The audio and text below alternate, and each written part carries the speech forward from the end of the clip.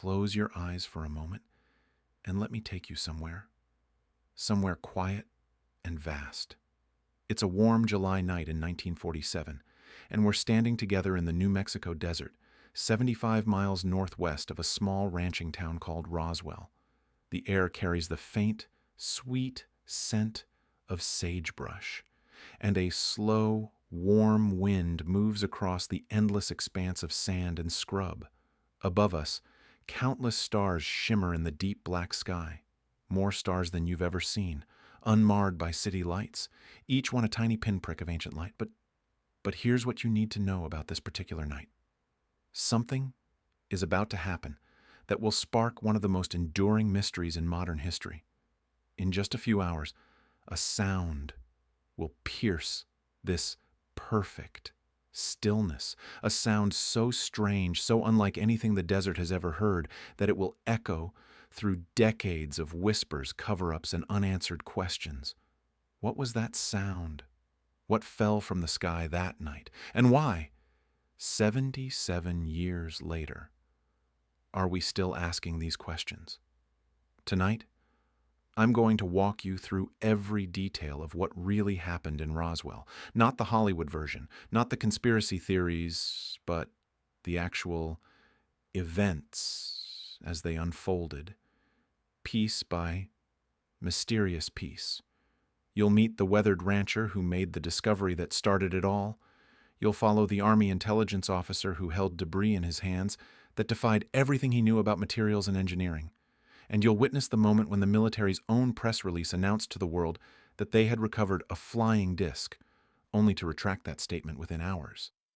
But here's where it gets interesting. Why did they retract it? What were those officials discussing behind closed doors that we're only now beginning to understand? And what happened to all that physical evidence that simply disappeared? Stay with me, because by the end of this story, you'll know exactly what Mac Brazel found scattered across his ranch that morning, why Major Jesse Marcel risked his career to speak the truth decades later, and what those classified meetings were really about. The ones where a small group of men in suits decided that some truths are too dangerous for the public to know. Chapter 1. The Stillness Before the Storm. Scene setting, meditative pace. Let me paint you a picture of Roswell in 1947. Imagine a place where time moves like honey in winter, slow, deliberate, unhurried.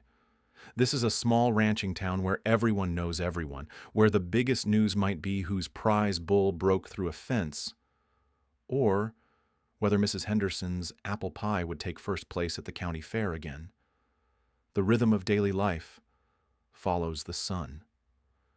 Mornings begin before dawn with the sound of cattle lowing and the soft jingle of spurs on wooden porch steps.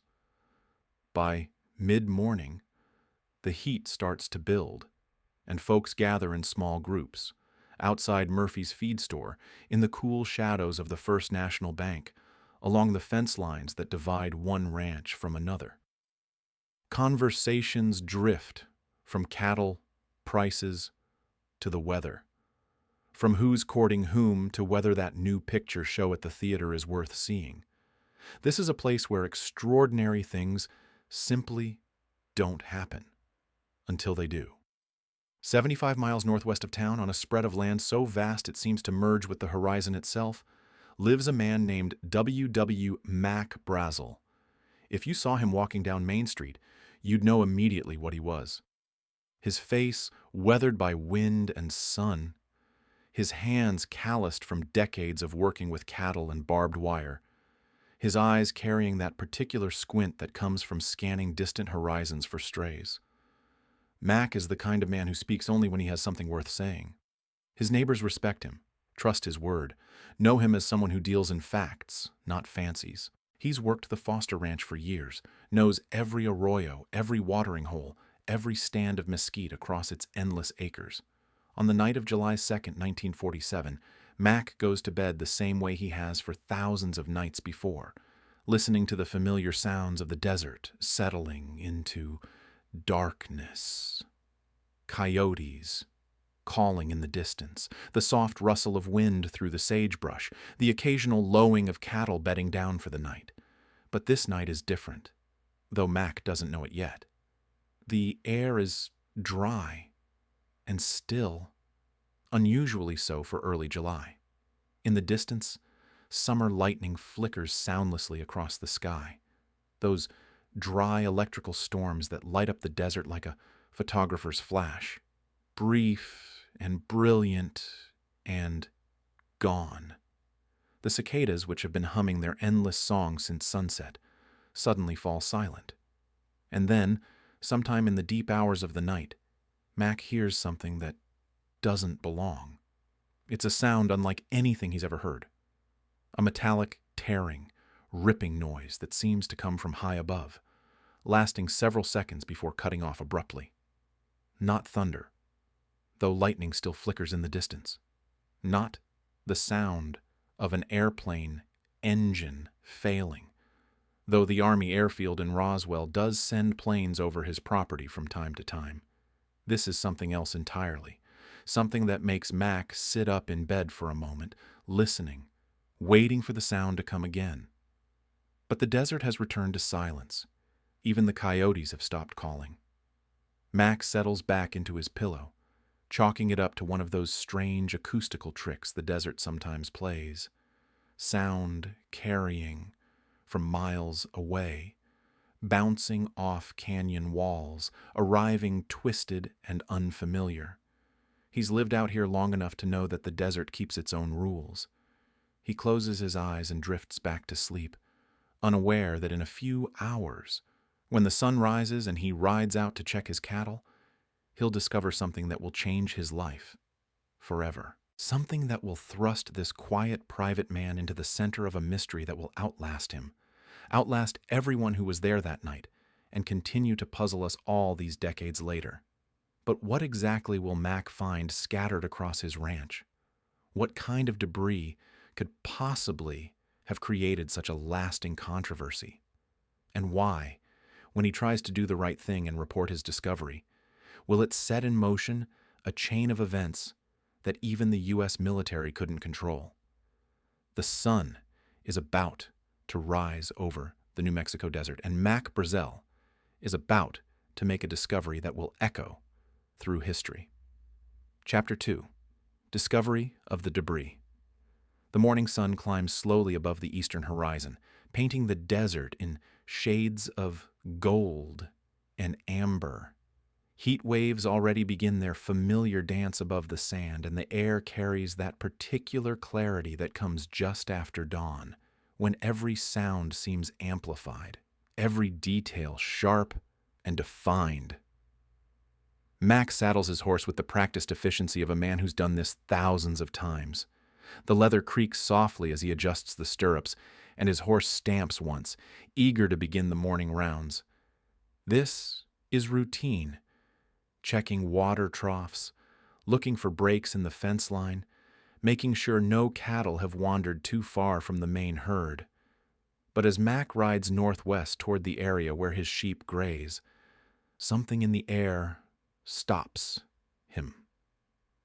There's a smell, faint but unmistakable, something metallic, almost burnt, like the lingering scent after a lightning strike, but somehow different, sharper, more concentrated. His horse notices it too, ears flicking forward, nostrils flaring slightly as it processes this unfamiliar odor carried on the morning breeze. And then Mac sees it. Scattered across a stretch of land nearly a quarter-mile long and several hundred feet wide is debris. Lots of it. Pieces of something glinting in the early morning sunlight like a field of broken mirrors. At first glance, it looks almost like an aircraft has exploded in midair and rained down across his property. But as Mac rides closer, dismounting to examine the scattered materials, he realizes this is unlike any aircraft wreckage he's ever seen. The pieces are strange. Impossibly strange. There are sheets of what looks like metallic foil, but when Mac picks up a piece and crumples it in his weathered hands, something extraordinary happens. The material smooths itself out again, returning to its original shape as if it has memory built into its very structure. He tries it again, crushing the foil into a tight ball, and again it unfolds itself, becoming perfectly smooth, without a single crease or wrinkle. Scattered among the foil are lightweight beams, hollow structures that feel substantial in his hands, but weigh almost nothing. Running along the length of these beams are symbols, etched or somehow embedded into the material itself. The symbols aren't English, aren't Spanish, aren't anything Mac recognizes from his years of schooling or his time in the service. They look almost like hieroglyphics, but more geometric, more precise. Mac picks up piece after piece, turning them over in his hands, trying to make sense of what he's looking at. Some pieces appear to be made of a material that's neither metal nor plastic, but something in between. Tough as leather, but with a strange, almost translucent quality. When he tries to tear one of these pieces, it refuses to give way, despite feeling incredibly thin and flexible. And everything is unnaturally light. Even the larger pieces, some several feet long, can be lifted with one hand. It's as if gravity affects these materials differently than it affects everything else in Mac's world. But here's what unsettles Mac even more than the strange properties of the debris: the absolute silence surrounding the crash site. In all his years working this land, he's never experienced quiet like this. No birds singing, no insects buzzing. Even the wind seems muted here, as if sound itself is reluctant to enter this space. His cattle, which normally graze freely across this section of the ranch, are nowhere to be seen. They've avoided this entire area, clustering instead near the water troughs almost a mile away. Even his horse grows nervous as they move through the debris field, stepping carefully, ears constantly swiveling. Mac spends over an hour walking through the scattered materials, gathering some of the smaller, more interesting pieces. He fills a small bag with samples, pieces of the self-healing foil, fragments of the lightweight beams with their mysterious symbols, scraps of the tough, membrane-like material. As he works, questions multiply in his mind faster than he can process them. What kind of aircraft could have been made from materials like these? Where could such technology have come from? And if this was some kind of experimental military vehicle, which seems like the only logical explanation, why hasn't anyone from the airbase come looking for it? But there's another question growing in the back of Mac's mind, one he's not quite ready to voice even to himself. What if this isn't from any aircraft at all? What if it's something else entirely? The sun climbs higher and the desert heat begins to build. Mac secures his bag of samples and mounts his horse, casting one last look across the debris field. Tomorrow, he'll have to make a decision about what to do with his discovery. Tonight, he needs to think. As he rides back toward his ranch house, Mac doesn't notice the way the light seems to bend strangely around some of the larger pieces he's leaving behind, or how the shadows they cast don't quite match the angle of the sun. He doesn't yet know that his quiet life as a rancher is about to end, and his unwitting role in one of history's greatest mysteries is about to begin. What Mac doesn't realize is that in just a few days his name will be in newspapers across the country. Military officials will arrive at his ranch asking very pointed questions, and the simple act of trying to do the right thing, reporting what he's found to the proper authorities, will set in motion events that will change not just his life, but the way America thinks about what might be possible in the vast, star-filled sky above. Chapter 3. Whispers in Town. 3 days pass before Mac makes his decision. 3 days of examining those strange materials in the privacy of his ranch house, turning them over in his calloused hands, trying to make sense of what defies all sense. 3 days of sleepless nights, staring at the ceiling, wondering what obligation he has to report what he's found. On July 5th, Mac loads some of the debris into the back of his pickup truck and makes the long, dusty drive into Roswell. The town looks exactly as it always has. Main Street, lined with familiar storefronts, a few people moving slowly in the afternoon heat, the occasional car raising small clouds of dust as it passes. Everything normal, everything predictable. But Mac carries with him something that could shatter that normalcy forever. His first stop is the sheriff's office, where Sheriff George Wilcox sits behind his desk, paperwork spread before him, an electric fan turning slowly in the corner. Mac has known George for years. They've shared coffee at Murphy's store, discussed cattle prices and the weather at countless town gatherings. If anyone can be trusted with something this strange, it's George. "Sheriff," Mac says, quietly, settling into the wooden chair across from the desk. "I need to show you something I found out at the ranch." What happens next will be recounted and debated for decades. Mac describes the debris field, the strange materials, the properties that seem to defy physics itself. He shows Sheriff Wilcox some of the smaller pieces, the foil that won't stay crumpled, fragments of those lightweight beams with their mysterious symbols. George Wilcox is a practical man, not given to flights of fancy. But as he handles these materials, as he watches the foil smooth itself out again and again, something changes in his expression. This isn't weather balloon material. This isn't from any aircraft he's familiar with. And that's when Sheriff Wilcox makes the call that will change everything. He picks up the telephone and dials the Roswell Army airfield. The conversation is brief, professional. He explains that a local rancher has found debris that might be of interest to the military.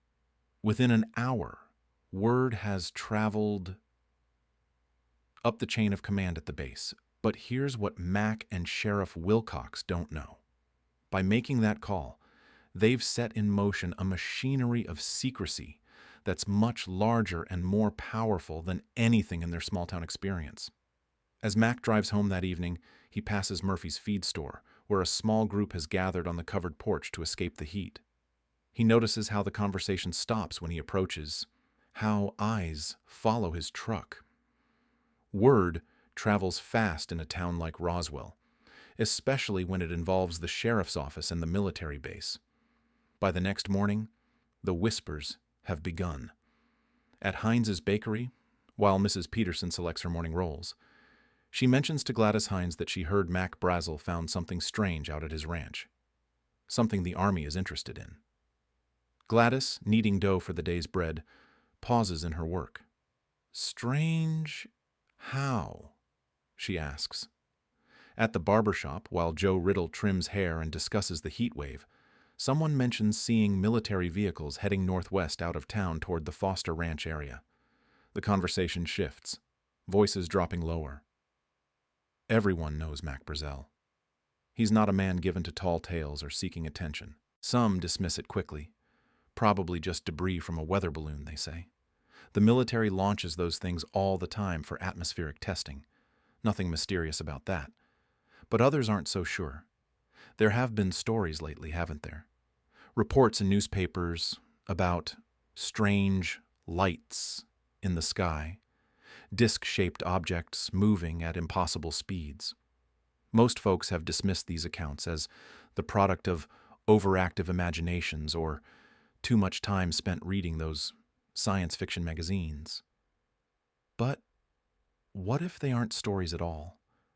What if something really is happening up there in the vast sky above New Mexico? The curiosity spreads like ripples in a pond.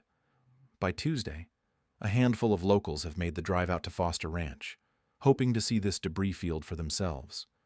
What they find stops them in their tracks. Floyd Proctor, who ranches land adjacent to Mac's property, walks through the scattered materials with the same bewilderment Mac experienced. He picks up pieces of the metallic foil, watches it return to its original shape, tests its impossible lightness. "I've never seen anything like this," he tells his wife that evening. "It's like nothing I've ever handled." Loretta Proctor examines the beam fragments with their strange symbols. As someone who's read extensively, who's familiar with multiple languages from her years of schooling, she's completely puzzled. "These aren't like any writing system I know," she says, tracing the geometric patterns with her finger. "They're too precise to be decorative, too systematic to be random. But what do they mean?" Word continues to spread, carried by the invisible networks that connect small communities. Conversations at the post office, exchanges at the grain elevator, whispered discussions after Sunday church services. And with each telling, the questions multiply. If this is military debris, why hasn't the Army cordoned off the area? If it's from some kind of experimental aircraft, why are the materials so unlike anything anyone has seen before?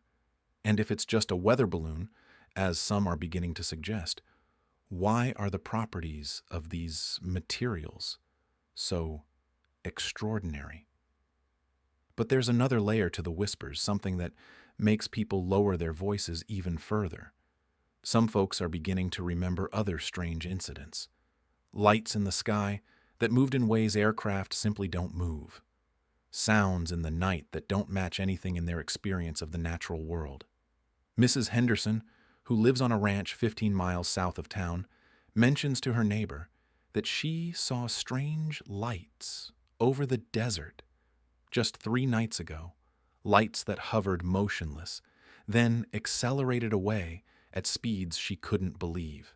William Woody, driving home from Roswell late one evening, watched what looked like a glowing object streak across the sky before disappearing behind the mountains.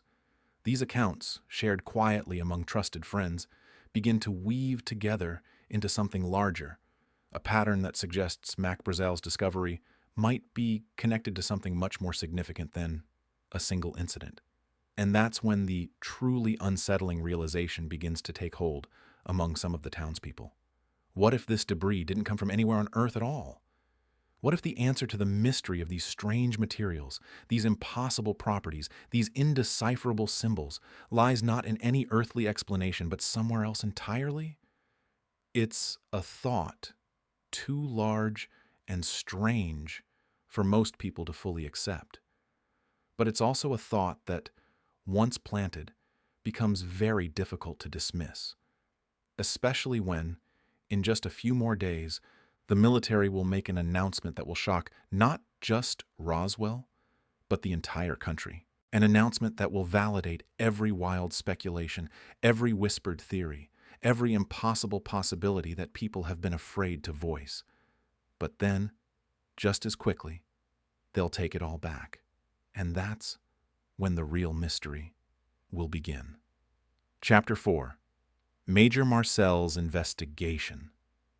Major. Jesse Marcel sits in his office at the Roswell Army Airfield, reading the preliminary report that's just crossed his desk. Outside his window, the New Mexico sun beats down on the tarmac where B-29 bombers, the most advanced aircraft in the world, rest in precise formation. This is the 509th Bomb Group, the only military unit authorized to carry nuclear weapons, and Major Marcel is their intelligence officer. Jesse Marcel is not a man easily impressed by unusual claims. At 31, he's already seen more strange debris, investigated more crash sites, and filed more classified reports than most intelligence officers will encounter in their entire careers. He's examined captured German rocket components, analyzed Soviet aircraft fragments, and studied materials from experimental American projects so secret they don't officially exist. But this morning's briefing is different. Colonel William Blanchard, the base commander, has just finished explaining the call from Sheriff Wilcox about the rancher's discovery. Marcel listens carefully, taking notes in his precise handwriting, asking the kind of methodical questions that have made him one of the most trusted intelligence officers in the Air Force. The rancher, Brazel, he's certain this isn't from any conventional aircraft? Marcel asks. According to the sheriff, yes, Blanchard replies. And Wilcox isn't the kind of man to waste our time with false alarms. Marcel nods. He knows George Wilcox's reputation, knows the sheriff has worked with the base before on various matters involving civilian-military cooperation. If Wilcox thinks something warrants military attention, it probably does. I want you to drive out there this morning, Blanchard continues. Take a look at this debris.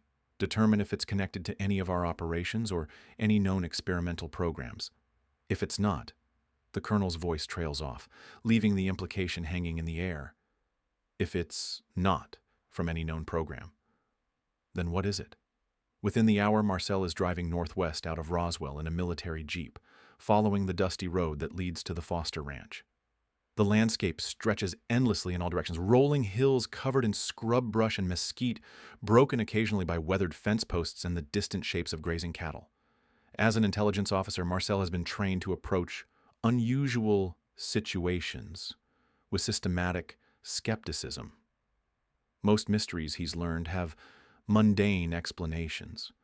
Most extraordinary claims dissolve under careful examination. Most debris fields contain exactly what they appear to contain: fragments of known aircraft, weather monitoring equipment, or pieces of experimental technology that can be quickly identified and classified. But as Marcel's jeep bounces along the rough ranch road, something in the morning air seems different, charged with possibility, as if the landscape itself is holding its breath, waiting for something extraordinary to be revealed. He finds Mac Brazel waiting for him at the ranch house. A lean, weathered man with intelligent eyes and the kind of steady demeanor that Marcel immediately respects. They shake hands, exchange brief pleasantries, and then Brazel leads him toward the debris field. It's about 3/4 of a mile northwest. Brazel explains as they walk. Scattered across maybe 400 yards of ground. I've never seen anything quite like it. Marcel nods, his trained eye already scanning the terrain, looking for the usual signs of an aircraft crash: impact craters, burned vegetation, the telltale pattern of debris that indicates an explosion or structural failure at altitude. But when they reach the site, Marcel stops walking entirely. Spread across the desert floor is debris unlike anything in his extensive experience. As an intelligence officer, Marcel has seen materials from every major aircraft manufacturer in the world. He's familiar with the latest developments in metallurgy, with experimental alloys being tested for future aircraft designs, with the cutting-edge materials being developed for the military's most classified projects. None of that experience has prepared him for what he's looking at now. Marcel picks up a piece of the metallic foil, turning it over in his hands. The material is impossibly light, yet it has a structural integrity that defies explanation. When he crumples it into a ball and releases it, the foil smooths itself out instantly, returning to its original shape without the slightest crease or wrinkle. "How many times have you done that?" Marcel asks Brazel. "Hundreds," Brazel replies. "It does the same thing every time." Marcel examines the beam-like structures, running his fingers along the symbols etched into their surfaces. The craftsmanship is extraordinary. The symbols are perfectly uniform, precisely spaced, integrated into the material itself, rather than painted or stamped onto it. But the language, if it is a language, is completely unfamiliar. "Any idea what these symbols might mean?" Marcel asks. Brazel shakes his head. "I've shown them to a few people in town. Loretta Proctor has more education than most. She's traveled, knows some French and German. She's never seen anything like them." For the next 2 hours, Marcel moves systematically through the debris field, photographing key pieces, taking detailed measurements, collecting samples for later analysis. His training kicks in automatically. Document everything, assume nothing, let the evidence speak for itself. But as he works, a growing sense of unease settles over him. This debris doesn't fit any pattern he knows. The materials exhibit properties that shouldn't be possible with current technology. The distribution suggests an aerial breakup, but there's no impact crater, No evidence of fire or explosion, no engine components or recognizable aircraft parts. And then there are the materials themselves. Marcel has handled every type of metal and alloy used in modern aircraft construction. He knows the weight, texture, and properties of aluminum, magnesium, steel, and the experimental materials being tested in classified programs. These materials are something else entirely. The foil-like substance is lighter than aluminum but stronger than steel. The beam fragments are hollow yet incredibly rigid, incorporating some kind of internal structure that Marcel can't identify. And everywhere those symbols, too systematic to be decorative, too complex to be manufacturing marks, too precise to be accidental. As the sun climbs higher and the desert heat begins to build, Marcel and Brazel continue their methodical collection of the debris. They work mostly in silence, each man absorbed in his own thoughts, each trying to process the implications of what they are handling. Finally, Marcel steps back from the debris field and looks around at the vast New Mexico landscape. For a moment, he allows himself to consider the question he's been avoiding. If this isn't from any known aircraft, if these materials represent technology beyond current capabilities, if these symbols suggest an intelligence completely unfamiliar to human knowledge, where did it come from? Marcel has spent his career dealing in facts, in verifiable information, in conclusions supported by evidence. He's not a man given to speculation or flights of imagination. But standing in that debris field, holding materials that challenge everything he knows about engineering and metallurgy, he finds himself confronting possibilities he's never had to consider before. "We need to get this back to the base," he tells Brazel. "All of it. Every piece we can find." As they load the larger fragments into Marcel's Jeep and Brazel's pickup truck, Marcel makes a decision that will haunt him for the rest of his life. On the drive back to Roswell, he stops at his house. His wife and 11-year-old son are in the kitchen when he arrives, carrying several pieces of the debris. "I want you to see this," he tells them quietly. "But you can never talk about it to anyone. Not to your friends, not to neighbors, not to anyone. Do you understand?" His son, Jesse Jr., would remember that moment for the rest of his life. The weight of the beam fragments that felt like they should float away. The strange symbols that looked like nothing he'd ever seen in any book. And the expression on his father's face. An expression that suggested they were looking at something that wasn't supposed to exist. By evening, Marcel is back at the base where he and Captain Sheridan Cavett begin the detailed examination that will determine the official military response to Mac Brazel's discovery. Neither man realizes that their analysis will lead to one of the most controversial press releases in military history, a statement that will create headlines around the world, spark decades of debate, and then mysteriously disappear from the official record as if it had never been made at all. But why would the military announce the recovery of a flying disc only to retract that statement within hours? What did Marcel and Cavett find in their examination that was so significant or so dangerous that it required immediate and complete denial? Chapter 5. Examination at the base. The intelligence office at Roswell Army Airfield falls silent as Major Marcel and Captain Sheridan Cavett spread the debris across 3 metal tables under the harsh fluorescent lights. Outside, the base continues its normal operations. Mechanics servicing aircraft, personnel moving between buildings, the familiar sounds of a military installation going about its daily business. But inside this room, time seems suspended as 2 of the Air Force's most experienced officers confront materials that challenge everything they understand about engineering and physics. Captain Cavett is methodical by nature, a man who approaches every problem with scientific precision. He's analyzed debris from aircraft accidents across the country, examined captured enemy materials, studied fragments from experimental programs so classified that most military personnel don't know they exist. His job is to identify materials, determine their origin, and assess their implications for national security. But as Cavett handles the first piece of debris, a sheet of the metallic foil, something fundamental shifts in his understanding of what's possible. The material weighs almost nothing, yet it resists every attempt to damage it. Cavett tries to cut it with a military-grade knife. The blade slides across the surface without leaving even the slightest mark. He attempts to burn it with a lighter. The flame has no effect whatsoever. No scorching, no discoloration, no change in the material's properties. "Marcel," Cavett says quietly, "come look at this." Marcel joins him at the table, and together they experiment with the foil's extraordinary properties. They crumple it into tight balls, and it instantly returns to perfect smoothness.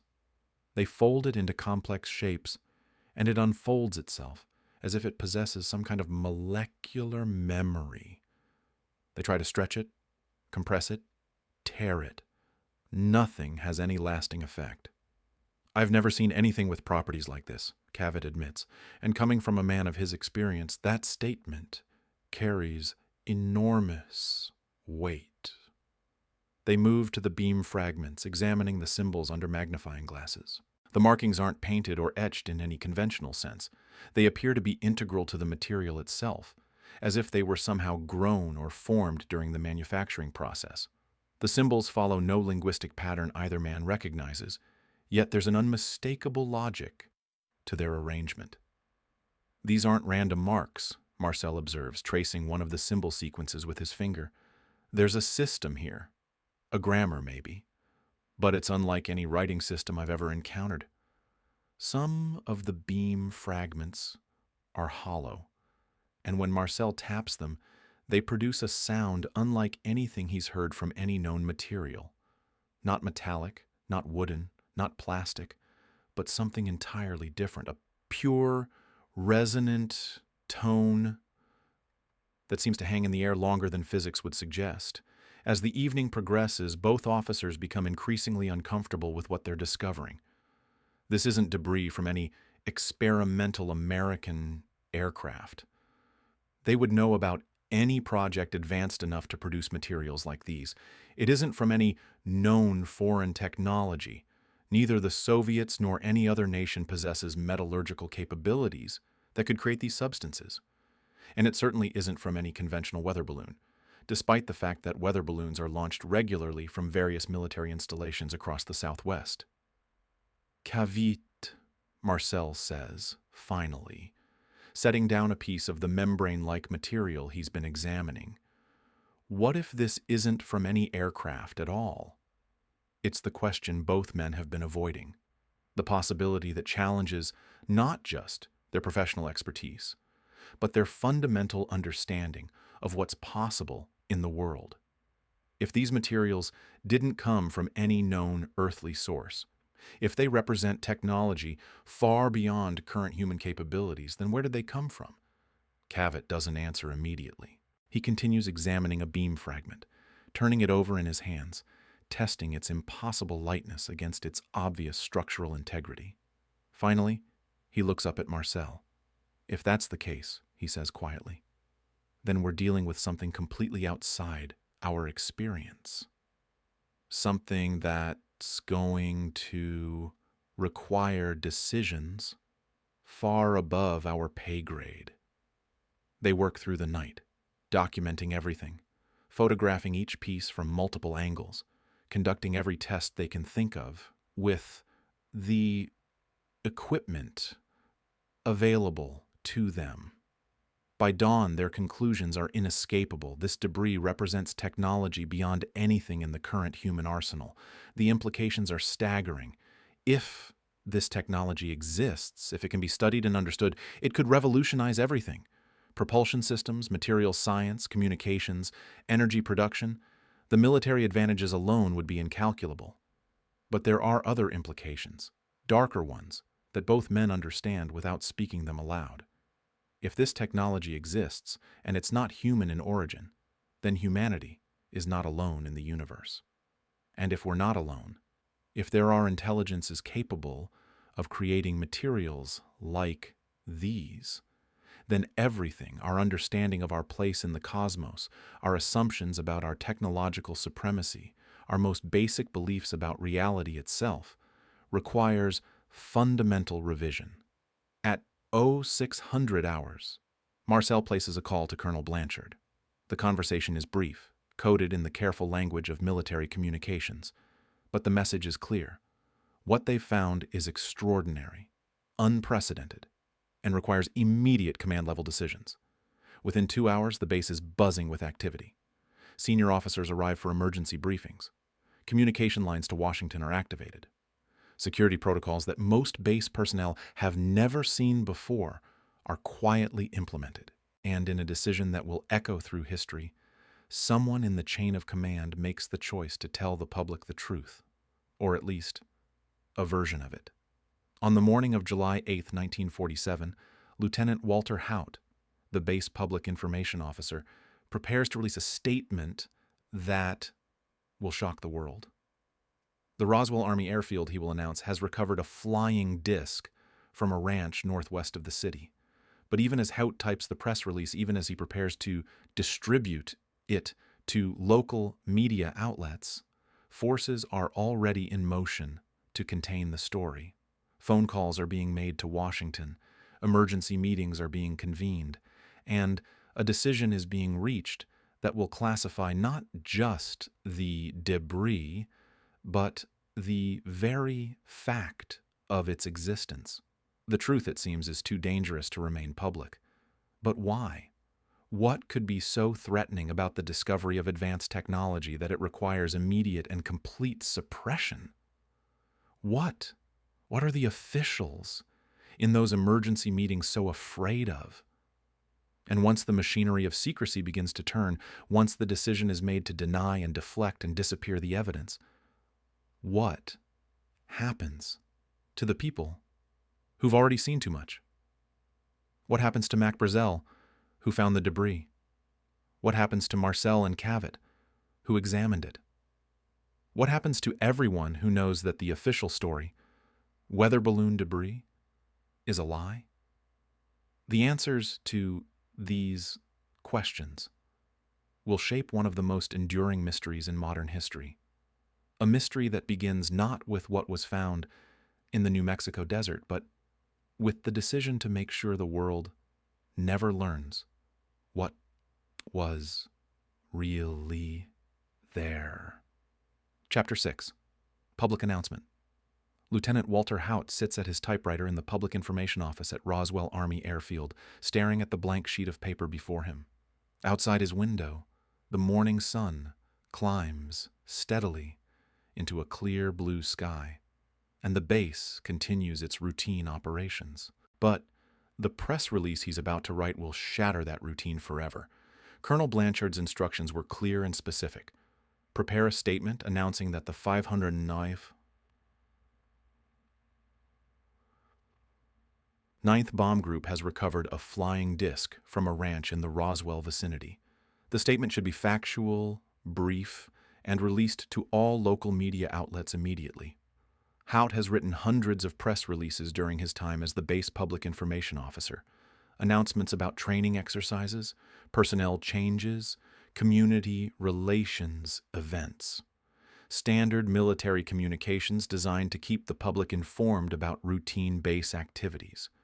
But this press release is different. This one will change everything. At approximately 11 a.m. on July 8, 1947, Haut finishes typing and distributes the statement that will become one of the most famous documents in American history. The many rumors regarding the flying disc became a reality yesterday when the intelligence office of the 509th Bomb Group of the 8th Air Force, Roswell Army Airfield, was fortunate enough to gain possession of a disc through the cooperation of one of the local ranchers and the sheriff's office of Chaves County. The flying disc landed on a ranch near Roswell sometime last week. Not having phone facilities, the rancher stored the disc until such time as he was able to contact the sheriff's office, who in turn notified Major Jesse Marcel of the 509th Bomb Group Intelligence Office. Action was immediately taken, and the disc was picked up at the rancher's home. It was inspected at the Roswell Army Airfield and subsequently loaned by Major Marcel to higher headquarters. Within minutes, the telephones at radio station KGFL begin ringing. Frank Joyce, the station manager, reads the press release over the air at noon, and the news spreads across New Mexico like wildfire. By 2:00 p.m., the story has reached the Associated Press wire service. By evening, newspapers across the country are preparing headlines that will astound their readers. In Roswell itself, the reaction is immediate and electric. At Murphy's feed store, customers abandon their usual discussions about cattle prices and weather to cluster around the radio, listening to repeated broadcasts of the announcement. The barbershop fills with men debating what a flying disc might look like, where it might have come from, what it might mean for the future. Mrs. Henderson, who works at the telephone company, finds herself fielding calls from reporters as far away as Chicago and New York, all wanting to know more about this extraordinary announcement from a military base in small-town New Mexico. At Heinz's Bakery, Gladys stops kneading dough to listen as the radio announcer repeats the news every hour. Customers who normally discuss local gossip now find themselves contemplating possibilities that seemed purely fictional just hours before. "Do you think it's true?" asks Mrs. Peterson, clutching her purse tightly as if the world has suddenly become a more uncertain place. "The military wouldn't announce it if it wasn't true," replies another customer. They don't make statements like that lightly. But underneath the excitement and speculation runs a current of deeper unease. If flying discs are real, if they're landing on ranches in New Mexico, if the military is recovering and studying them, then what else might be true? What other impossible things might be happening in the vast sky above their quiet desert town? The story spreads beyond Roswell with unprecedented speed. In Albuquerque, the afternoon edition of the Tribune carries the headline, "RAF captures flying saucer on ranch in Roswell region." In Denver, reporters scramble to get more details from military sources. In Washington, D.C., government officials who have been quietly monitoring reports of unusual aerial phenomena suddenly find themselves dealing with public confirmation of something they had hoped to keep classified indefinitely. But here's what the public doesn't know.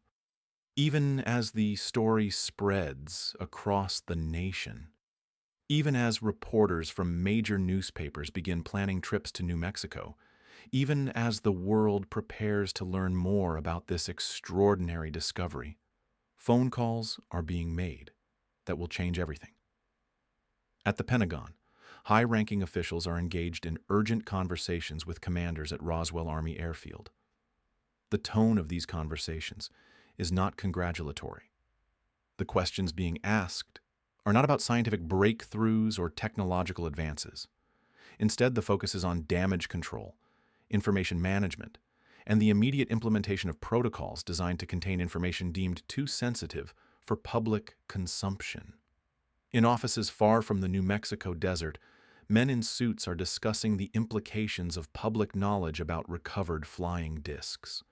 They're weighing the potential for mass panic, the possible effects on national security, the dangers of revealing that the military possesses technology that could revolutionize warfare, or that such technology might originate from sources beyond human control.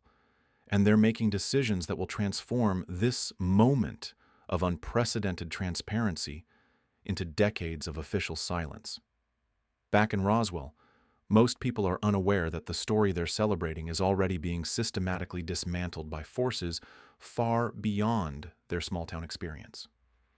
They don't know that within hours, new statements will be prepared, different explanations will be offered, and the extraordinary announcement that has captured the world's attention will be transformed into something mundane and easily dismissed. They don't know that Mac Brazel, the quiet rancher whose discovery started it all, is about to find himself at the center of pressures he never could have imagined. They don't know that Major Marcel, whose professional reputation has been built on careful analysis and accurate reporting, will soon be asked to participate in what amounts to an elaborate deception.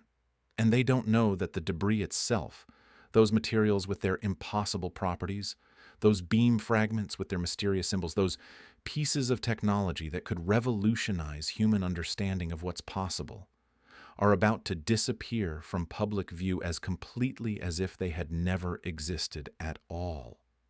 But why? What could be so dangerous about the truth that it requires such immediate and comprehensive suppression? What are the officials in Washington so afraid of that they're willing to transform transparency into secrecy within a matter of hours? The answers lie not in the debris itself, but in the decisions being made about how much the American people can be trusted to know about what their military has actually discovered in the desert of New Mexico. Chapter 7. Sudden Retraction.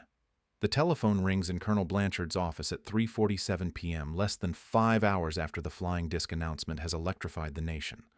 The call comes from General Roger Ramey, commander of the 8th Air Force at Fort Worth Army Airfield in Texas, Blanchard's direct superior and one of the most powerful military officials in the Southwest. The conversation is brief, coded in the careful language of military hierarchy, but the message is unmistakably clear. The press release was a mistake. The situation requires immediate correction, and Colonel Blanchard is to take whatever steps necessary to contain the story before it spreads any further.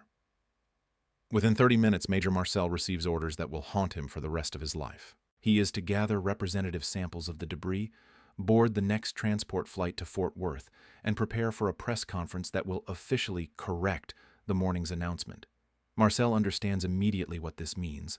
The extraordinary materials he examined, the technology that defied every known principle of metallurgy and engineering, the evidence that pointed to origins beyond any earthly source, all of it is about to be officially transformed into something mundane, explainable, and easily dismissed by a public that has spent the day imagining impossible possibilities.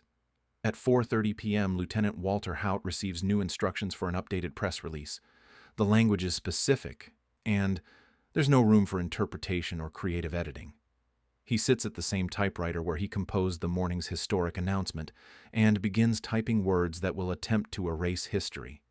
The flying disc, which was recovered, has been inspected by intelligence officers and found to be a radar reflector. The disc was flown to higher headquarters. But even as Haut types these words, even as he prepares to distribute this retraction to the same media outlets that carried the original story, he knows he's participating in something that doesn't align with what he's seen and heard at the base over the past few days. The excited conversations among intelligence officers, the unusual security measures, the palpable sense that something extraordinary had occurred, none of that matches the mundane explanation he's now being asked to disseminate.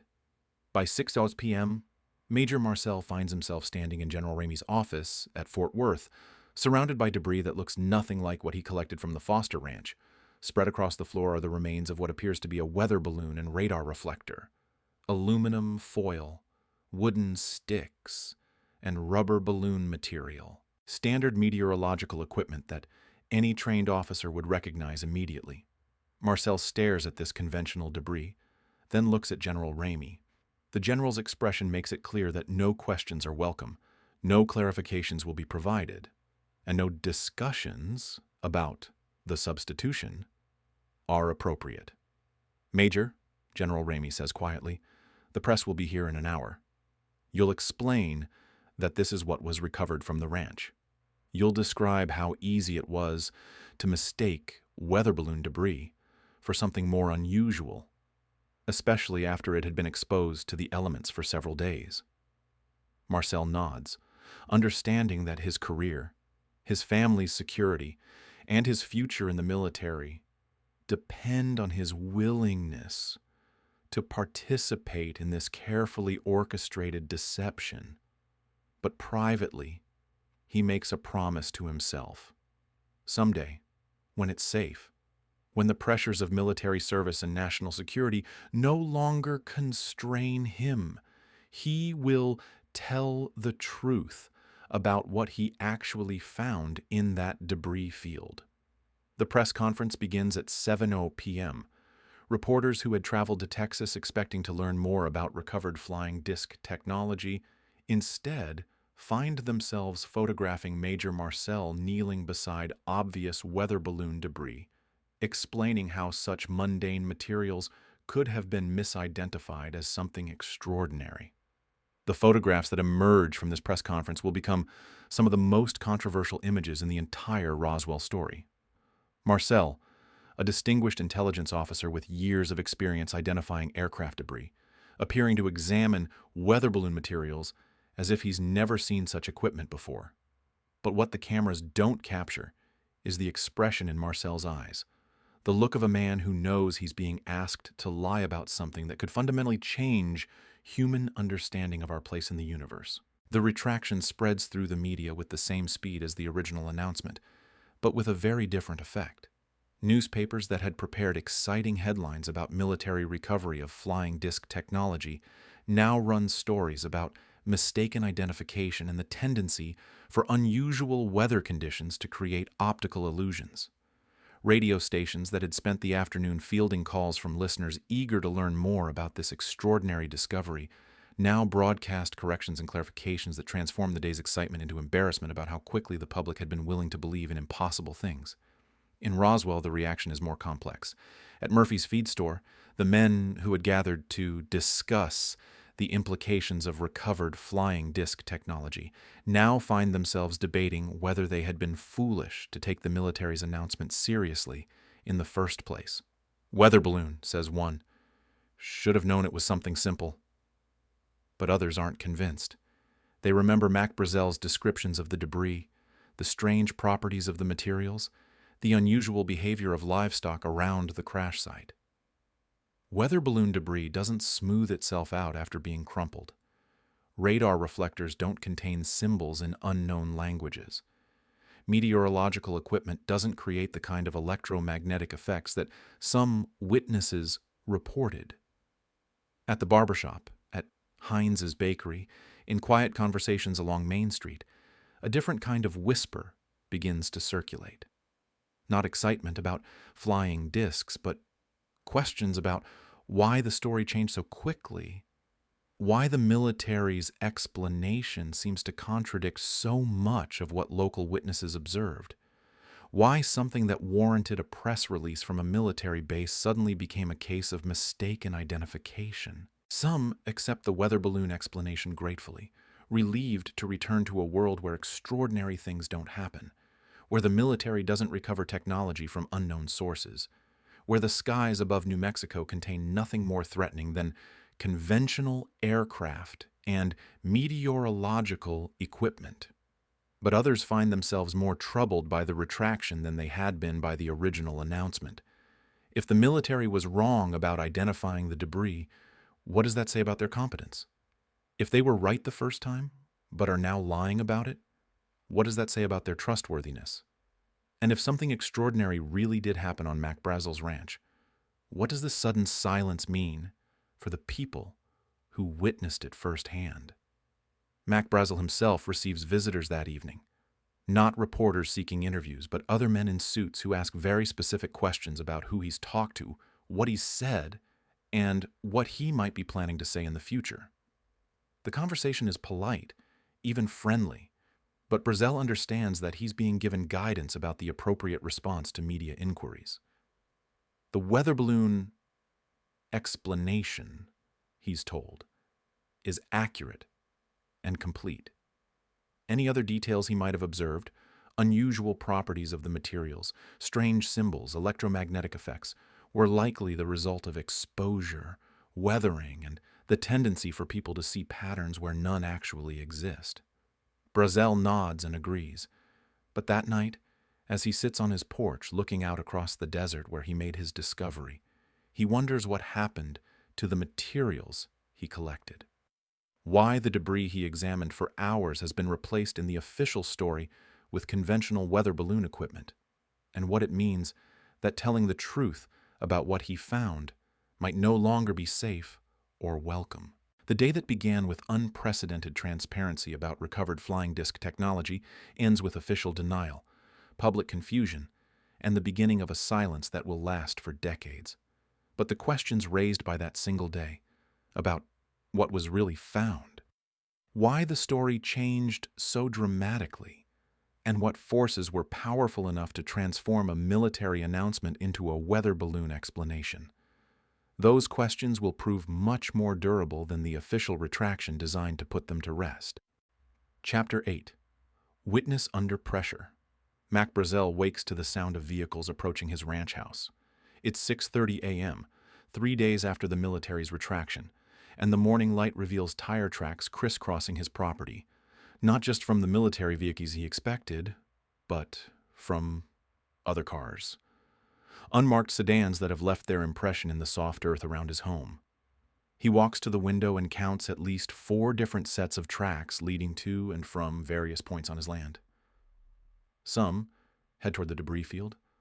Others circle the house, and several lead to vantage points that would provide clear views of anyone coming or going from the ranch.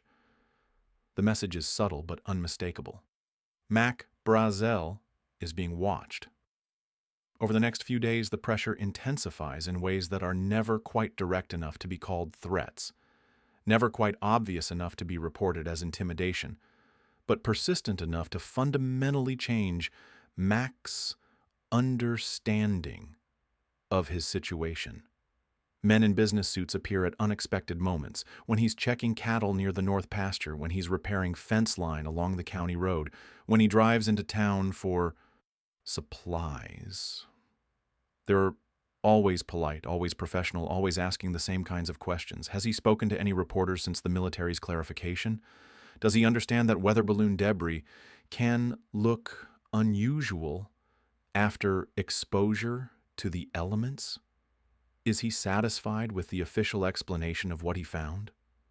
Mac answers carefully, truthfully, but he notices that these conversations always end with gentle reminders about the importance of accuracy in dealing with the press, about how easy it is for people to misremember details when they're under stress, about how much the military appreciates the cooperation of patriotic citizens during times of national security sensitivity.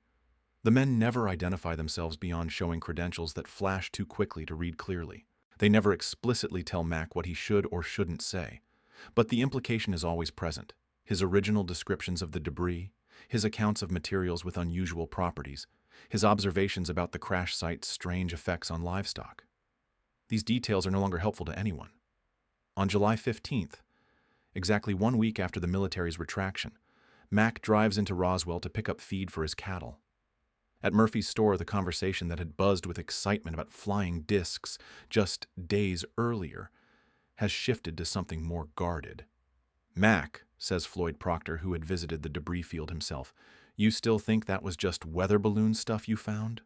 Mac pauses, feeling the weight of watching eyes even in this familiar gathering place. That's what the military says it was. They're the experts on these things. But Proctor knows Mac well enough to hear what isn't being said. They've been neighbors for years, have shared coffee and conversation countless times, have developed the kind of understanding that comes from living in the same harsh landscape. The way Mac answers, the careful neutrality of his tone, the absence of his usual directness.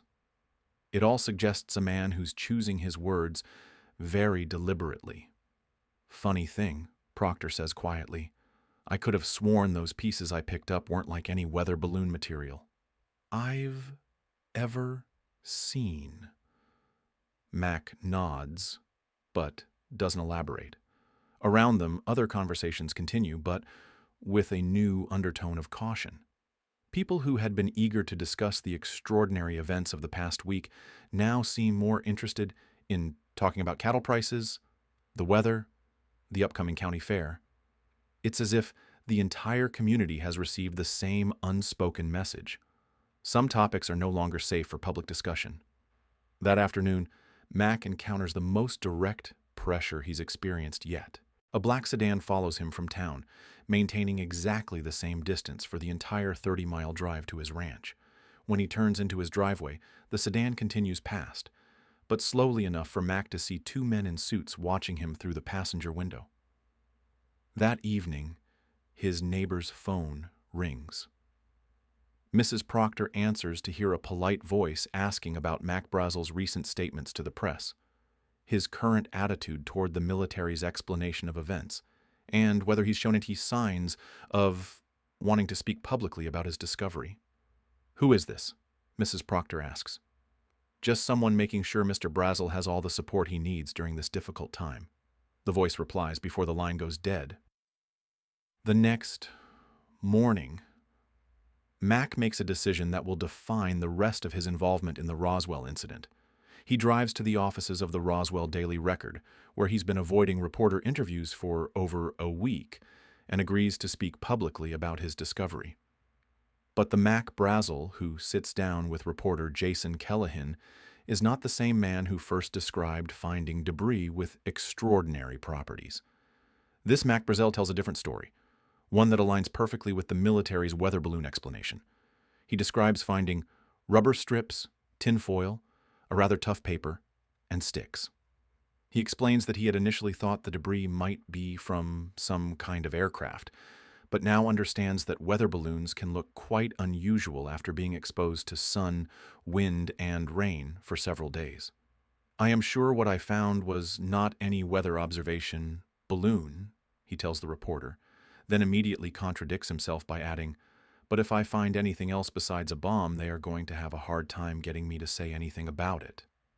The interview, published on July 9th, satisfies the immediate pressure for Mac to make a public statement supporting the official explanation. But those who know him well can read between the lines of his carefully chosen words, can hear the tension between what he's saying and what he actually believes. More tellingly, Mac's comment about finding anything else besides a bomb reveals something crucial. He's been made to understand that his cooperation isn't just requested, it's required. And the consequences of non-cooperation, while never explicitly stated, have been made clear enough to ensure his compliance. After the interview, Mac largely disappears from public view. He continues working his ranch, continues living his quiet life, but he stops talking to reporters, stops discussing the incident with neighbors, stops contributing to the growing mythology surrounding the Roswell event. When researchers approach him years later, hoping to learn more about his original discovery, Mac's responses are brief and uninformative. "I've told that story too many times already," he says. "I don't want to talk about it anymore." But privately, in conversations with family members, in moments when he thinks no one official is listening, Mac occasionally reveals hints of what he really experienced. The materials that couldn't be torn or burned, the symbols that looked like no earthly language, the silence that surrounded the crash site like a bubble of altered reality. These glimpses of the truth, shared in whispers and remembered in fragments, will eventually contribute to the growing understanding that whatever Mac Brazel found on his ranch was far more extraordinary than weather balloon debris. But by then, the official silence will be so complete, the cover story so well established, that these fragments of truth will sound like nothing more than the imaginings of people who want to believe in impossible things. The pressure applied to Mac Brazel represents something much larger than the intimidation of a single witness. It demonstrates the lengths to which powerful forces will go to control information they consider too dangerous for public consumption. And it raises the most troubling questions of all. If the truth about what was found in the New Mexico desert was really as mundane as a weather balloon, why would such extraordinary measures be necessary to ensure silence? What kind of weather balloon requires the systematic intimidation of witnesses, the substitution of debris, the careful orchestration of press conferences designed to contradict the military's own initial announcement? And if these measures were necessary to conceal the truth about Mac Brazel's discovery, what does that suggest about the true nature of what fell from the sky over New Mexico in July of 1947? Chapter 9. The Disappearance of Evidence. In the weeks following the press conference at Fort Worth, a peculiar thing begins happening at Roswell Army Airfield. Documents disappear, photographs vanish, reports that were filed in triplicate according to standard military procedure simply cease to exist in any official capacity. Staff Sergeant Earl Fulford, who works in the base records office, notices it first. Files that should contain documentation of the July incident, witness statements, analysis reports, photographs of the debris examination, are either missing entirely or have been reduced to nearly empty folders containing only the most routine administrative paperwork. "Where are the Marcel reports?" Fulford asks his supervisor, referring to the detailed analysis that Major Marcel and Captain Cavett compiled during their examination of the debris. "What reports?" comes the reply. "There were no reports filed regarding that weather balloon incident." But Fulford knows better. He processed those documents himself, assigned them filing numbers, placed them in the appropriate folders according to established procedures. Intelligence reports don't simply disappear from military records without authorization from the highest levels of command. The photographs present an even more troubling mystery. Multiple base personnel remember Major Marcel taking extensive photographs of the debris during the examination process. The base photography lab processed several rolls of film documenting the materials from various angles, capturing the strange symbols on the beam fragments, recording the unusual properties of the metallic foil. Yet, when Fulford checks the photographic archives, he finds only images of weather balloon debris, the same conventional materials that were displayed at the Fort Worth press conference. The original photographs, the ones showing materials with properties that defied conventional explanation, have been replaced or removed entirely. Technical Sergeant Bill Rickett, who assisted with some of the initial debris cataloging, makes his own disturbing discovery.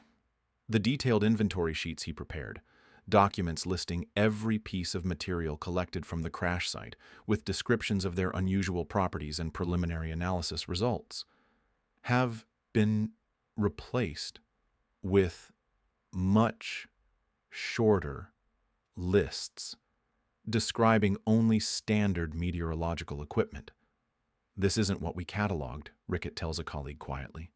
"We had pages of documentation about materials that couldn't be identified. Now there's just a single sheet listing weather balloon components." But when Rickett attempts to locate the original inventory sheets, he's told that no alternative documentation ever existed. The current records, he's informed, represent the complete and accurate account of what was recovered from the Foster Ranch. The physical evidence proves even more elusive. The debris itself, those extraordinary materials that had baffled experienced intelligence officers, seems to have evaporated as completely as morning mist in the desert sun. Major Marcel, whose career has been built on maintaining careful chain of custody for sensitive materials, finds himself unable to account for the disposition of the debris he personally collected and examined. When he inquires about the location of the materials for follow-up analysis, he's told that everything has been transferred to higher headquarters for final evaluation. But which higher headquarters? Under whose authority? For what purpose? These questions receive only vague responses about appropriate channels and need-to-know protocols. Captain Cavett, Marcel's partner in the original examination, experiences similar frustrations. The samples he had set aside for metallurgical testing, the pieces he had marked for chemical analysis, the fragments he had personally photographed for inclusion in his technical reports, all have been removed from the base without any documentation of their final destination. It's as if the whole thing never happened, Cavett confides to Marcel during a private conversation, except we both know it did happen. We both handled those materials. We both know they weren't from any weather balloon. Some base personnel report seeing military transport planes arriving at unusual hours during the weeks following the incident.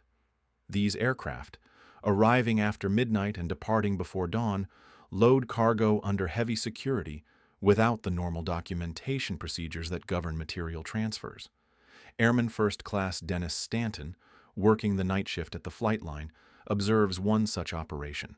Several wooden crates are loaded onto a transport plane bound for Wright-Patterson Air Force Base in Ohio.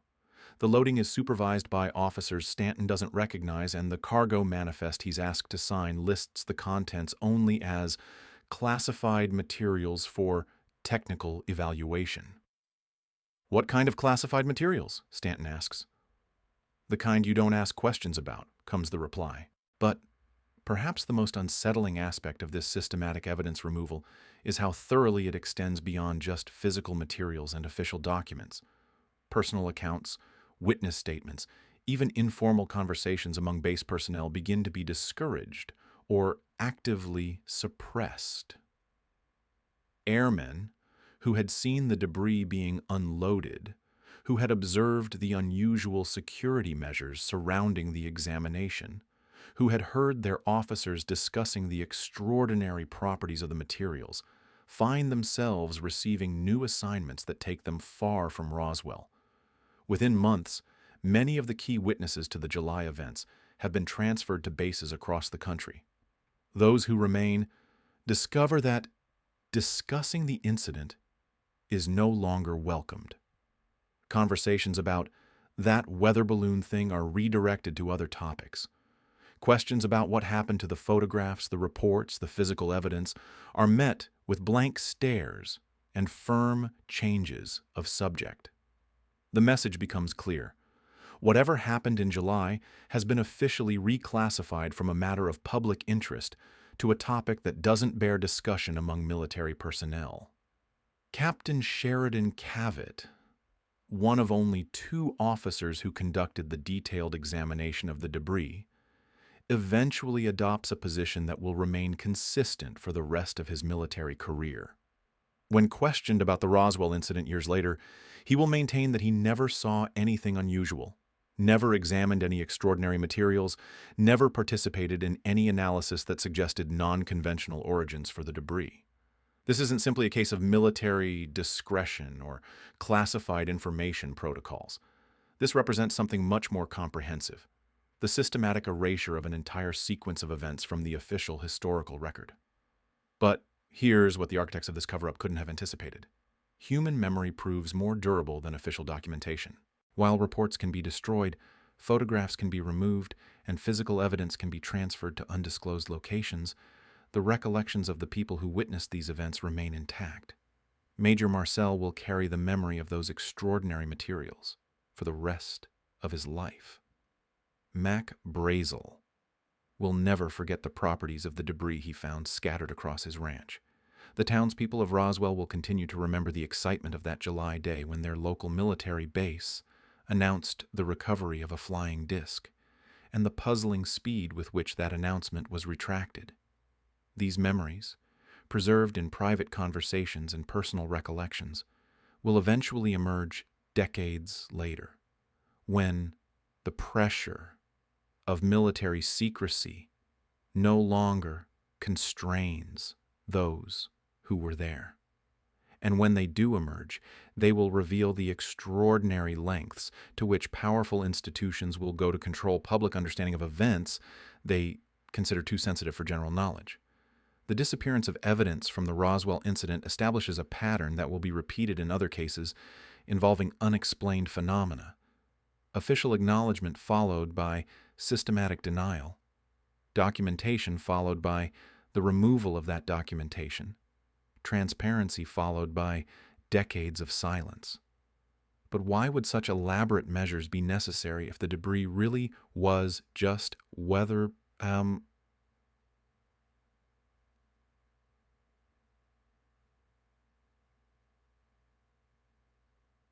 What kind of meteorological equipment requires the destruction of official reports, the transfer of witnesses, and the complete erasure of an incident from military records?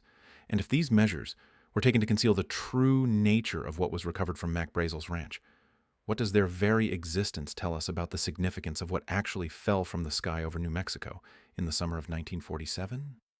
Chapter 10. The Secret Meetings. In a windowless conference room deep within the Pentagon, 7 men in dark suits gather around a polished wooden table. The date is July 9th, 1947, one day after the Roswell press release shocked the world and just hours after the official retraction attempted to contain the story. Outside, Washington, D.C. swelters in the summer heat, but inside this climate-controlled room, the temperature remains constant, the lighting harsh and unforgiving. These men represent the highest levels of American military and intelligence leadership.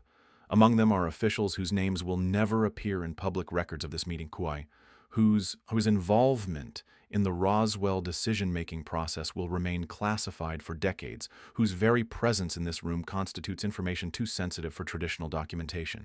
General Curtis LeMay, the hard-driving commander of Strategic Air Command, sits at the head of the table, his expression grim as he reviews preliminary reports from Roswell Army Airfield. To his left, officials from the newly formed Central Intelligence Agency examine photographs and metallurgical analysis results that bear no resemblance to weather balloon debris. "Gentlemen," LeMay begins, his voice carrying the authority of a man accustomed to making decisions that affect national destiny, "we have a situation that requires immediate resolution. The materials recovered in New Mexico represent technology beyond our current capabilities. The question before us is simple. How much does the American public need to know about what we've found?" The debate that follows will shape not just the official response to the Roswell incident, but the government's approach to unexplained phenomena for generations to come. Dr. Vannevar Bush, the scientist who has overseen some of America's most sensitive wartime research programs, spreads technical analysis reports across the table. His voice is calm, professorial, but underlaid with an urgency that reflects the extraordinary nature of what's being discussed. The preliminary analysis from our best materials specialists is unequivocal," Bush explains. "These substances exhibit properties that our current understanding of metallurgy cannot explain. The structural integrity, the molecular behavior, the resistance to heat and stress. We're looking at engineering capabilities decades, perhaps centuries, ahead of anything in our arsenal." An intelligence official whose name appears in no public records leans forward. "And the symbols? The markings on the beam fragments?" "Linguistic analysis is ongoing," Bush replies, "but initial assessment suggests a systematic communication method unlike any known human language. The mathematical precision of the symbol arrangement implies intelligence, sophisticated intelligence, but from a source we cannot identify." General Nathan Twining, head of Air Material Command, has been quietly reviewing classified reports throughout the discussion. His assessment carries particular weight because his organization will be responsible for any technical exploitation of recovered materials. "If this technology can be understood, reverse engineered, adapted for our use," Twining states, "the military advantages would be revolutionary. Propulsion systems that could make our aircraft obsolete overnight. Materials that could transform everything from weapons manufacturing to space exploration. Communications technology that could give us intelligence capabilities beyond anything our adversaries possess." But another voice enters the discussion. Admiral Roscoe Hillenkoetter, the first director of the CIA, whose concerns extend beyond technical opportunities to encompass broader questions of social stability and international security. "We must also consider the implications of public knowledge," Hillenkoetter warns. If the American people learn that technology of this sophistication exists, if they understand that we've recovered materials from sources beyond our current knowledge, the social and psychological effects could be destabilizing. Religious institutions, scientific establishments, our basic understanding of humanity's place in the universe, all of it could be fundamentally disrupted. The room falls silent as the officials contemplate this perspective. These are men who have guided America through a world war, who have made decisions affecting millions of lives, who understand the delicate balance between public information and social stability. "There's another consideration," adds a representative from the newly formed National Security Council. "If this technology originates from foreign sources, Soviet developments we're unaware of, perhaps, then public disclosure could reveal the extent of our intelligence failures. If it originates from other sources, then we're dealing with implications that extend far beyond national security into realms we're not prepared to address publicly. The phrase other sources hangs in the air, encompassing possibilities that none of these pragmatic officials are entirely comfortable discussing explicitly, yet which the evidence seems to suggest. LeMay studies the faces around the table, reading the concerns and calculations in the expressions of America's most senior decision-makers. Recommendations? Dr. Bush responds first. Complete classification of all materials and analysis results. Transfer of debris to facilities with appropriate security clearances for long-term study. Continuation of research under the highest levels of compartmentalization. Twining nods agreement. The technical investigation must continue, but under absolute secrecy. We cannot afford to let potential adversaries learn that we possess technology of this significance, regardless of its origins. Hillenkoetter adds the intelligence perspective. Comprehensive information management. The weather balloon explanation should be reinforced through all available channels. Media contacts, scientific establishment liaison, public education, all focused on supporting the conventional explanation. And the witnesses? Asks the NSC representative. Contained, LeMay replies tersely. Military personnel through standard classification protocols. Civilian witnesses through appropriate guidance and monitoring. The meeting continues for another hour, covering operational details, security protocols, and long-term strategy for managing what will become one of the most closely guarded secrets in American history. But perhaps the most revealing moment comes near the end, when Dr. Bush raises a question that none of the other officials wants to address directly. Gentlemen, we're proceeding under the assumption that continued secrecy is preferable to public disclosure. But shouldn't we at least consider the possibility that the American people have a right to know that technology of this sophistication exists, that we may not be alone in possessing advanced aerospace capabilities? The silence that follows this question is profound. These are officials accustomed to making difficult decisions based on incomplete information. But Bush's question touches on philosophical and ethical territory that extends beyond their normal decision-making framework. Finally, LeMay responds, Dr. Bush, our responsibility is to protect American national security and social stability. If public knowledge of these materials and their implications would compromise either of those objectives, then secrecy becomes a patriotic duty, regardless of other considerations. The decision is made by consensus rather than formal vote. The Roswell incident will be classified, contained, and officially explained as a case of mistaken identification. The materials will be studied in secret. The witnesses will be managed through appropriate channels, and the public will be encouraged to accept the weather balloon explanation as complete and accurate. But as these officials file out of the conference room, each carrying classified folders containing information that will never appear in public records, none of them fully anticipates the long-term consequences of their decision. They cannot foresee that their choice to prioritize secrecy over transparency will generate decades of speculation, investigation, and controversy. They cannot predict that the very comprehensiveness of their cover-up efforts will eventually become evidence of the significance of what they're trying to conceal.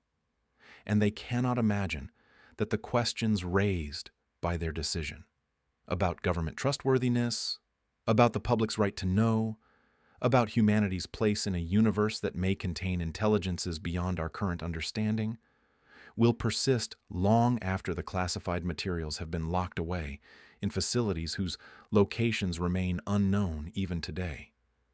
The secret meeting ends, but the consequences of the decisions made in that windowless room will echo through American history for generations to come.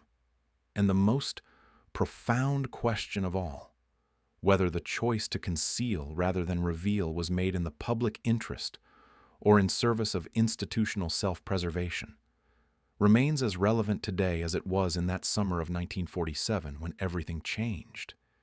And nothing was ever officially acknowledged to have changed at all. Chapter 11. The Legacy. The years pass quietly over the New Mexico desert. The mesquite grows and spreads across Mac Brazel's ranch. The wind continues its eternal conversation with the sagebrush. The stars wheel overhead in their ancient patterns, just as they did before that July night in 1947 when something fell from the sky and changed everything. In Roswell, life returns to its familiar rhythms.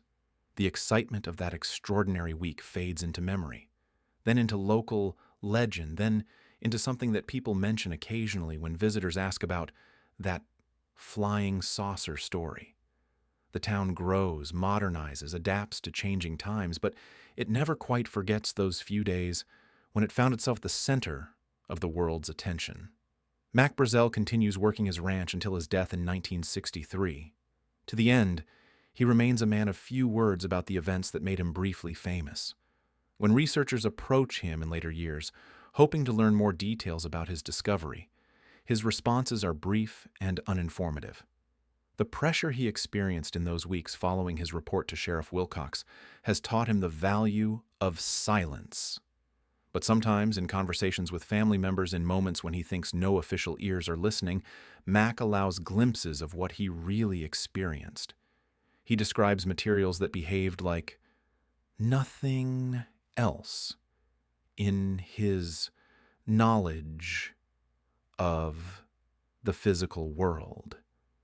He mentions symbols that looked like no earthly language. He speaks of a silence around the crash site that seemed to exist outside the normal rules of sound and space. These fragments of testimony, shared in whispers and remembered in pieces, become part of a growing collection of accounts that suggest the official weather balloon explanation never quite captured the full truth of what happened on the Foster Ranch that summer. Major Jesse Marcel carries his own burden of knowledge through a distinguished military career. He serves his country with honor, processes countless intelligence reports, examines debris from numerous aircraft incidents, and never again encounters materials like those he handled in July of 1947. In 1978, more than 30 years after the incident, Marcel breaks his decades of silence. In an interview with researcher Stanton Friedman, he speaks publicly for the first time about what he really found in that New Mexico debris field. "It was not anything from this world," Marcel states simply. "I was familiar with all air activities at Roswell, being the intelligence officer. What I saw was not of this world." Marcel's decision to speak openly about his experience opens floodgates that the architects of the original cover-up never anticipated. Other witnesses emerge from their long silence: military personnel who had seen the debris being processed, townspeople who had observed the unusual security measures, families who had been carrying fragments of memory for decades. Each testimony adds another piece to a puzzle that reveals the extraordinary scope of the effort to conceal what really happened in Roswell. The systematic destruction of documents, the transfer of witnesses, the replacement of extraordinary evidence with mundane explanations, the high-level meetings that transform transparency into secrecy, all of it begins to emerge as witnesses feel safe enough to share what they remembered. Captain Sheridan Cavett maintains his official silence until his death, but other officers who were present during the examination process gradually add their voices to the growing record. They describe materials with properties that defied conventional understanding, debris that exhibited technological sophistication beyond anything in the human arsenal of 1947, and an atmosphere of excitement and bewilderment among experienced military personnel who found themselves confronting evidence that challenged their most basic assumptions about what was possible. The town of Roswell itself becomes a pilgrimage site for those fascinated by questions of extraterrestrial visitation. Museums open, festivals are organized, tours are offered of the locations where the extraordinary events unfolded. The community that once whispered about flying discs now celebrates its connection to one of history's most enduring mysteries. But something more significant emerges from the long legacy of the Roswell incident: a fundamental shift in public trust regarding government transparency about unexplained phenomena. The revelation that military officials were willing to announce the recovery of a flying disk, and then immediately retract that statement, that physical evidence was systematically removed from public view, that witnesses were pressured to support official explanations that contradicted their direct observations. All of this creates a template for understanding how institutions respond to events that challenge conventional understanding of reality. The Roswell incident becomes a touchstone for broader questions about what governments know about unexplained aerial phenomena, what evidence has been collected and classified, and what decisions are made behind closed doors about how much the public should be allowed to know about encounters with technology of unknown origin. Books are written, documentaries are produced, conferences are organized, and researchers from around the world examine every available detail of what happened in New Mexico during that pivotal week in July. The incident that was supposed to disappear from public attention becomes instead one of the most thoroughly investigated events in modern history. Yet for all the research, all the witness testimony, all the analysis of government documents and military procedures, fundamental questions remain unanswered. What exactly was the technology that so baffled experienced intelligence officers? Where did materials with impossible properties originate? What happened to the physical evidence that was spirited away from Roswell Army Airfield? And what decisions continue to be made in classified settings about phenomena that challenge our understanding of what's possible in the universe we inhabit? The desert around Roswell keeps its secrets. The winds still blow across the landscape where Mac Brazel made his extraordinary discovery. The stars still shine down on the place where something fell from the sky and scattered debris that would puzzle the most experienced materials experts in the American military. But the legacy of those July days extends far beyond questions about extraterrestrial visitation or government cover-ups. The Roswell incident has become a mirror in which we examine our assumptions about truth and secrecy, about the public's right to know and institutions' obligations to protect, about humanity's readiness to confront possibilities that extend beyond our current understanding of our place in the cosmos. Perhaps the most profound legacy of the Roswell incident is not what it reveals about visitors from other worlds, but what it illuminates about ourselves, our capacity for wonder, our hunger for truth, our willingness to question official explanations when they don't align with witnessed reality, and our persistence in pursuing answers to questions that powerful institutions would prefer we stop asking. The desert remembers. The witnesses who dared to speak remember. And somewhere in classified files, whose locations remain unknown, the evidence that could answer definitively what fell from the sky over New Mexico in July of 1947 continues to exist, waiting for a future moment when the balance between secrecy and transparency might finally shift toward truth. Until then, the mystery endures, not just as a question about what happened in Roswell, but as a reminder that there are still frontiers of knowledge beyond our current understanding, still mysteries that challenge our assumptions about reality, and still truths that remain hidden behind the careful walls of institutional secrecy. The stars continue their eternal dance above the New Mexico desert, just as they have for millions of years before humans walked the earth and will for millions of years after we're gone. But for those few days in July of 1947, something extraordinary disturbed the ancient quiet of that landscape, something that reminded us that we may not be as alone in the universe as we once believed, and that the truth about our cosmic neighborhood may be far stranger and more wonderful than we've been allowed to know. The gentle wind still moves through the sagebrush, carrying whispers of secrets that the desert will never fully reveal. But for those who listen carefully, who remember the courage of witnesses who dared to speak truth in the face of institutional pressure, who understand that some mysteries are worth pursuing regardless of official discouragement, the Roswell incident remains what it has always been, a doorway to possibilities that expand our understanding of what might be real in a universe far larger and more mysterious than we can yet comprehend.